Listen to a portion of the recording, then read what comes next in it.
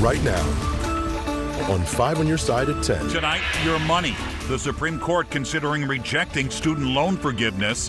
How it will affect you even if you don't have student loans. March comes in like a lamb, but that doesn't last. The unsettled pattern that brings rain, wind, and thunder later this week. But first tonight, new footage of a murder at 10 a.m. on a busy downtown street. He was a nice, quiet individual. He kept to himself. People who work and live downtown reacting to the cold-hearted crime. And tonight we're pressing city leaders and getting answers about this heinous act of violence. Good evening, I'm Mike Bush. And I'm Ann Allred. The deadly shooting happened Monday morning on North Tucker Boulevard in front of the old Globe Democrat building. Our Robert Townsend is live tonight outside police headquarters. Robert? And Mike, today I talked to several city leaders. Now, for hours they were tight-lipped, but then about an hour ago I spoke with 5th Ward Alderman James Page. Page called this murder, quote, a world-class tragedy. And he also offered his condolences to the victim's family. He was a nice, quiet individual. He kept to himself. For the past 2 years, this woman has worked at the Shell gas station near Tucker and Convention Plaza. She has fond memories of David Saldana. Coming in, and then he'll come back in and get his little snacks, and then he became one of the regulars around here. Sadly, not anymore. Witnesses say these are still images from cell phone video caught on camera by a bystander. They say in broad daylight as people walked and drove down Tucker, suspect Deshaun Thomas spent about 30 seconds trying to load a gun. And within seconds, witnesses told police Thomas shot David Saldana in his head, execution style. Police say Thomas ran off before officers got to the scene. You know what I'm saying? He was homeless. This man lives downtown. He was just sitting there, hands up. And it's sad because, like I said, I never saw him deal with anybody or mess with anybody. He never had words with anybody, and he was a sweet individual. Police learned prior to the shooting the two men had a fight. It happened somewhere over this ways and ended up over there. A probable cause statement reveals Thomas first followed Saldana across the street and shot him in his back multiple times as the man begged for his life. Police arrested Thomas at a library on nearby Olive Street. They say they recovered a gun and shell casings on him. The deadly shooting happened blocks away from City Hall and popular Washington Avenue. It's not what people say it is down here. Everybody try to make it out to be bad or this or that. It's not. Records show there have been 7 shootings downtown in the past 3 weeks. Because honestly, everybody turns to guns, and you don't need to turn to guns. If you can't talk about it, just leave it alone. Now, just a few hours ago, a spokesman for Mayor Tishaura Jones sent me this statement. It says in part, quote, Mayor Jones is appalled by the blatant act of violence committed in broad daylight against an unhoused man on Monday morning. Jones also said, quote, she appreciates the rapid response from the St. Louis Police Department to apprehend the suspect. Now, also reached out to the police department hoping to talk to Chief Robert Tracy. And as of tonight, I've yet to hear back. We're live downtown. I'm Robert Townsend, 5 on Your Side. Developing tonight, more violence in the streets of St. Louis. A 15-year-old girl is dead after a shooting in South St. Louis. It happened about 2.5 hours ago on Minnesota near Winnebago. That's in the Gravois Park neighborhood. No word on a motive or possible suspects. Also developing tonight, gun violence near the St. Louis Galleria and the Boulevard. This happened around 5 o'clock on Galleria Parkway under I-170. Police say a driver fired a single gunshot at 2 pedestrians. One was hit in the leg and taken to the hospital with non-life-threatening injuries. Officers took the suspected gunman into custody. No word on a motive. Tonight we know the names of the 4 young lives lost in a deadly hit-and-run crash in Midtown. 18-year-old Brianna Johnson, 19-year-old Anthony Robinson, 20-year-old Corntrail McKinley, and 19-year-old Richard Boyd were killed. Police say a car hit their Chevy Tahoe on South Grand and it landed upside down on Forest Park Avenue below. 4 others were critically injured. Shanta Lucius lost one son in the crash. Another was one of those seriously hurt. Check these kids' records. All of them graduated, all of them good jobs, got some going. Nobody got a criminalized record, no, nothing. These was good kids, like graduated, living life. Another victim, Brianna Johnson, was a senior at KIPP St. Louis High School. She intended to study fashion and was already admitted to 3 universities. Tonight, police are still looking for the driver of the 2004 Chevy Impala that hit them. Today, supporters of Circuit Attorney Kim Gardner rallied outside the Carnahan Courthouse in downtown. She's been under fire since last weekend's horrific crash that led to 17-year-old Janae Edmondson losing both of her legs. Missouri Attorney General Andrew Bailey has started the legal process to remove Gardner from office over her handling of the driver's numerous bond violations prior to that crash. Support for Janae Edmondson continues to grow. Her GoFundMe has now surpassed $640,000. If you would like to donate, all you have to do is text the word support to 314-425-5355. The Supreme Court heard arguments today on President Biden's executive order to forgive billions of dollars in student loans. The state of Missouri is at the center of this legal battle. New tonight, our Laura Barczewski explains how the decision could impact just about everyone. More than 40 million people in the U.S. are dealing with the weight of student loans. 26 million people applied for loan forgiveness, and 16 million were approved for up to $20,000 to be wiped away per person. In the big financial crisis, it was the middle class who bailed out Wall Street. Now it's time for America to bail out the middle class and forgive federal student loans. Loans have been paused for almost 3 years now. Now we're in March. The price tag for student loan forgiveness right now is about $400 billion, something UMSL economics professor Max Gilman says, if forgiven, could mean higher taxes for everyone or the inflation rate goes up, all because of a larger budget deficit. It will hurt the general population if taxes go up, including the inflation rate, because that causes all sorts of distortions in wages and in energy prices. The Supreme Court has the task of assessing the legality of the executive order. The Biden administration argues this was done at a time of crisis under the HEROES Act. In essence, the administration, the U.S. administration, is skirting the congressional budget process and not having the student loan forgiveness approved as stipulated has to be done under the 1990 Federal Credit Reform Act. That's the problem. Gilman says while it would truly help millions of people, he's worried it could set a difficult precedent for future students. Does this create the moral hazard that students taking out loans will take on too much because there may never be another loan forgiveness program? We can likely expect a decision from the Supreme Court sometime in June, but for now, student loan payments are still on hold. Students from Central and Visual Performing Arts High School were at the Missouri State Capitol in Jefferson City today, demanding stricter gun laws. You never think it will happen to you. Not in Missouri, not in St. Louis, and certainly not at Central. It was just 4 months ago a gunman opened fire inside of their school, killing a classmate and a teacher. 7 others were hurt. The students want Missouri lawmakers to pass red flag laws. That would allow police to take guns away from someone with mental health issues. The gunman at Central VPA had a history of mental illness. Red flag laws absolutely save lives. We're also here to push for more emphasis on background checks. Students also brought their artwork to express their healing. State Representative Peter Meredith asked the House Speaker to let the students sit in on public hearings for future bills. Tonight, a brand new St. Louis pharmacy is working to rethink health care for underrepresented communities. The goal is to make everyone feel welcome regardless of their race or background. And new tonight, our Brent Solomon shows us how city leaders are praising this new venture. So what happened was 30-year-old Marcus Howard knows St. Louis. He grew up here and had a vision to pour into his city. He's proof a vision can become reality.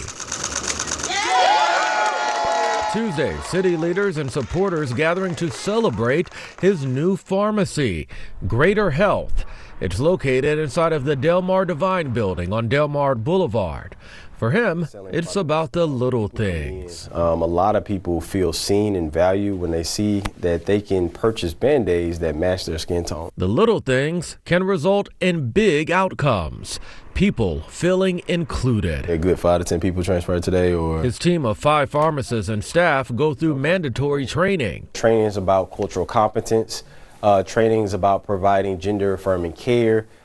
trainings about better understanding people who identify as LGBTQ+, those who where English is their second language. The city of St. Louis is proud to show its support. St. Louis's health director commending Howard for making such an intentional business model. I cannot think of a better way for us to celebrate the last day of Black History Month than to come and support this young king and this beautiful pharmacy. The pharmacy is partnered with SSM Health, so there's a physician's assistant or nurse practitioner on hand. Without leaving the building, people can pick up their prescriptions too. A young man with a vision, with representation and service at the center. We're really excited about doing something different and bringing something unique to the community. Brent Solomon, 5 on your side. Greater Health even delivers prescriptions for free to people who aren't able to travel. To open the pharmacy, the owner raised money through GoFundMe and received help from the Missouri Foundation for Health. Tonight, we're searching for solutions, turning eyesores into opportunity. There was an opportunity to come back home and participate in the redevelopment of my city. Our political editor, Mark Maxwell, travels to Detroit, which could be providing the blueprint to rehab St. Louis neighborhoods. And we're tracking a big weather system for the end of the week. It's bringing rain and wind to St. Louis, and quite a bit of it. We're back in just 2 minutes. Breaking election news out of Chicago right now. Mayor Lori Lightfoot will not be getting a second term. She conceded about an hour ago. It's the first time in 40 years an elected Chicago mayor has lost re-election. Former Chicago school CEO Paul Vallis and Cook County Commissioner Brandon Johnson advanced tonight to an April runoff election. St. Louis isn't the only city dealing with thousands of eyesore properties. Detroit is solving the problem from the ground up. Demolition creates jobs, and an abundance of vacant lots allows the city to sell at a low price, giving residents an opportunity to reinvest in their community. As a part of our continued commitment to find answers for St. Louis's problems, political editor Mark Maxwell traveled to the Motor City searching for solutions. Let me show you something real quick. Detroit Mayor Mike Duggan tapped 27-year police veteran Todd Bettison to serve as his deputy and help complete the city's comeback. If you look at this map right here, you can zoom in. This just shows you at a glance the number of abandoned houses or abandoned structures that were a real eyesore and creating blight in the city of Detroit. In an hour-long interview, Bettison rattled off a long list of issues plaguing Detroit. Many of the same issues we see in St. Louis. The abandoned houses. We had roughly 80,000 something abandoned houses in the city of Detroit at the time. They complained about garbage pickup. It was just so much. Detroit got back to work turning these eyesores into assets. And with each vacant home knocked down, a bit more of a hometown on the horizon. This is the nation's largest demolition program. Before Brian McKinney could become part of Detroit's comeback story, he had to come back himself. There was an opportunity to come back home and participate in the redevelopment of my city. Now, we're about doing the work. His company is growing fast, picking up contracts left and right to tear down vacant homes standing in the way of a safer city. The city of Detroit was able to create economic opportunity for its residents. That's been a very transformative thing that I think will pay dividends well after all the blight is gone. He's not the only one growing his wealth. About 25,000 demolitions. There's more than enough work to go around. We aim to use as many local subcontractors as possible. Once the lots are clear, the city uses new real estate as a perk for the people who already call Detroit home. The land bank and our side lot program has been a major asset of transferring a tremendous amount of city-owned property back to the residents of Detroit. That's wealth. Yes. Things that might go to Alyssa Strickland works at the city's land bank, where local homeowners can search for real estate next door. We've sold over 21,000 side lots for $100 exclusively to Detroit homeowners. What's beautiful about it is now the city doesn't have to maintain it. The residents will do creative things with the lots. We bought the lot next to it for $100. Katie Moreno-Elst runs a local block club. So the ice skating rink is right there. And turned vacant lots into a makeshift ice rink to give neighborhood kids something to do in the winter. What possessed you to do all this? Hockey town in freezing weather. And in the spring, kids will reap the reward of their work as flowers blossom and bring bees along with them. Isn't it a lot of work? It is a lot of work, but it's so worth it. Why? Green space is hard to get in a city. I mean, it's hard to come by, and to own property and land, it's something that every person wants to do. Shrinking cities have often seen population loss as a problem. And so now we have huge amounts of vacant land in the city. Until journalist John Gallagher nudged city leaders to see the upside in spreading out. The houses in our neighborhood had very small backyards. Now the city sees vacant lots for their strategic potential. We offer small bundles of property. You know, if we've got a lot of inventory in one neighborhood, we might package 4, 5, 6 houses together. We're very strategic about where we do these renovations. At first, the progress was in the downtown. Now, construction manager Robert Saxon sees signs of life as renovations start to pay off. We're trying to do properties near stronger neighborhoods so that all that development over there bleeds into some of the weaker neighborhoods. Land banks, often called the owner of last resort, are now paying dividends to the entire city. Everybody feels like they're getting a taste of that comeback.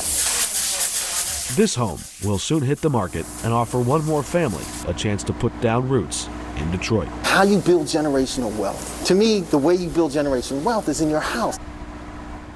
And Mark joins us now. And Mark, we were talking off camera earlier. Some of these ideas are already taking root here, aren't they? That's right. Just since we've returned from Detroit, St. Louis rolled out plans to start adopting that side lot program, which means you could soon apply to purchase a vacant lot next door to your home for just $100 plus the processing fees. That policy sparked a sense of hope, a sense of ownership in Detroit, that living in a shrinking city now comes with perks for people who stay and call it home. And the land bank there, their strategy, trying to coax investors or homeowners to move in just next door to hot areas, all of that was building up to give people a sense of momentum. We're working to deliver what they want. And when you deliver on promises, promises kept. We built on our strengths, and I think that's what every city has to do, is build on your strengths. The leadership has to align in some ways. Next Tuesday, we hear from Mayor Mike Duggan directly and take a closer look at all the political solutions that led up to lower crime, higher wages, more jobs, and more affordable housing in Detroit. Thank you, Mark. Let's get to Chief Meteorologist Scott Connell with our weather first forecast. And you know, a lot of changes coming our way here as we get into the month of March. Always a wild month weather-wise in St. Louis, right? So today was a nice day, cleared out this afternoon, and tonight under a clear sky, temperatures have dropped back into the 40s, you know, down in our trout fishing streams. There's in the trout parks. There's a lot of folks camping out tonight. They are ready to hit that tomorrow morning at 6 a.m. And it'll be a nice start tomorrow. Clear right now, 49. 36 was our low, 59 was our high. That puts us at over 6 degrees above average for the month of February. Now that that's going into the books, we'll start in the 40s tomorrow morning. Yes, there's a cold front that slips in, and yes, there'll be some clouds, but this front's coming through without much fanfare for us. Any showers and storms are going to be closer to the Boot Heel and along the Ohio River. We'll still be back into the mid-60s for highs tomorrow afternoon. So tomorrow ends up being a great day. But this system out to our west, we've been tracking this all week long, and as we've mentioned, it's a pretty active weather pattern. This system, which has dropped snow by the feet in the Sierra, is pulling out to the east, and it's going to impact us as we head into Thursday night on into Friday. And like the last system, this one has a lot of wind. It has more moisture, though. Track on it's going to come out of Oklahoma and into Missouri from Texas and Oklahoma. Whether it goes north or south, at this point, the trends have been for it to take more of a northward track, and it seems like that's going to hold. Rain heavy at times for us, and a severe weather threat farther to the south. That includes Arkansas, Louisiana, into Mississippi and Alabama. But that southern track, if it were to slip just a little bit farther south, it would allow that snow chance to get a little closer to us. We don't think that's the issue. We think it's all about rainfall in St. Louis, and a lot of it. Some rumbles of thunder? Sure. This is a really intense storm system, meaning we're going to get a lot of wind with this as well. 40 to 50 mile per hour winds expected again Thursday night into Friday. Could there be some snow on the backside of this system? You bet. But it looks like that band is going to be farther north and west of us and not impact us at all. We should be all rain in St. Louis with the wind, with temperatures remaining above freezing through the entire ordeal. We won't get below freezing until sometime early Saturday morning, which we will have cleared out some by Saturday morning and into Sunday. The weekend looks brighter. Yes, it's cool on Saturday at the pitch when they get out on the pitch. 7:30. The what? Pitch. Yeah, 7:30. Thank you, Frank.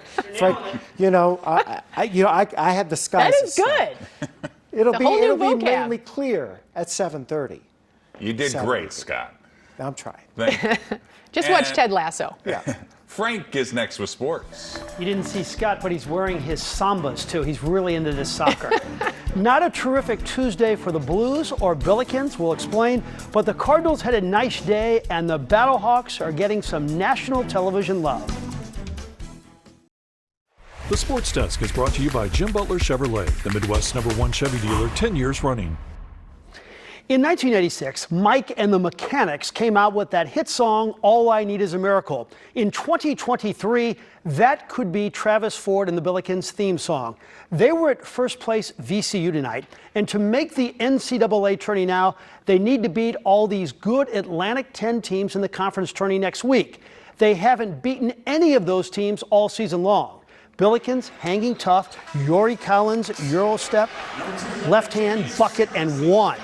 So Yuri goes to the line, misses the free throw. Jake Forster, bucket and one. A 5-point trip for SLU.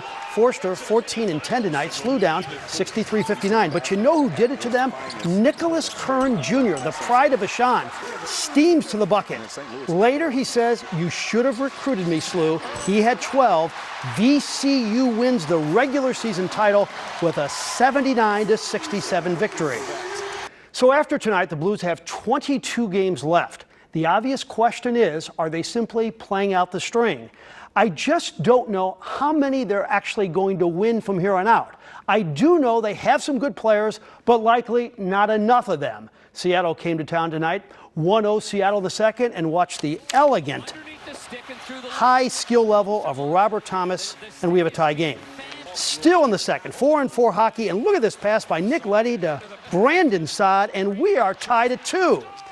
Blues trying to stay in it. Pavel Buchnevich will get the goal, not enough. Seattle wins it 5-3. That's 6 losses in a row.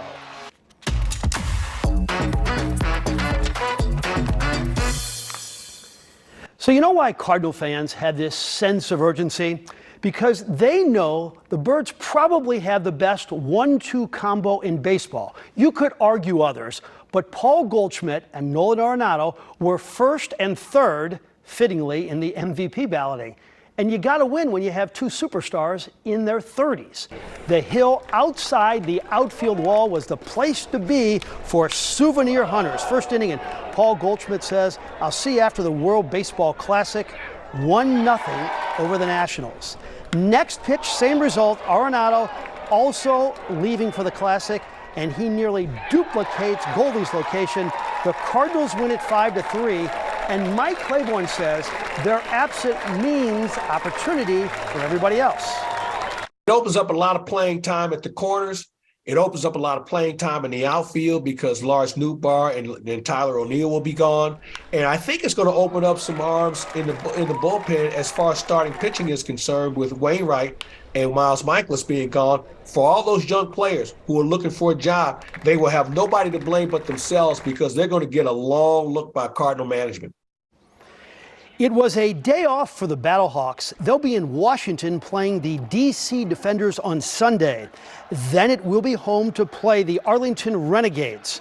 2 come-from-behind wins only adds to the excitement of quarterback A.J. McCarron. He appeared on ESPN's First Take this morning. It's a whole new learning process for myself and a bunch of guys on this team, and we're kind of taking everything in stride, but being a part of this team and the fan base of St. Louis, I can't wait to get back home to St. Louis and have a home game for sure. It's amazing how much national love our St. Louis Battlehawks are getting. It's going to be great in a couple of weeks. Looking forward to their game at home. All right. Thanks, Frank. John Hamm news. He's a Hollywood star and a proud St. Louisan, but you can no longer call him a bachelor. Eggflation is leading to another shortage. Many farm and feed stores across the country are sold out of baby chicks. Experts say more people want backyard chickens to produce their own eggs. Oh, hearts are breaking everywhere. John Hamm is officially off the market. The St. Louisan turned Hollywood star is now engaged to actress Anna Osceola. The couple has been dating for 2 years. They co-starred in the film Confess Fletch. Osceola also made an appearance in the final episode of Mad Men. Well, good for him. There you have it. 5 on your side at 10. The Tonight Show starring Jimmy Fallon is next. Start your day with Today in St. Louis beginning at 4 a.m., runs until 7 a.m., and have a great tomorrow. Thanks for being with us.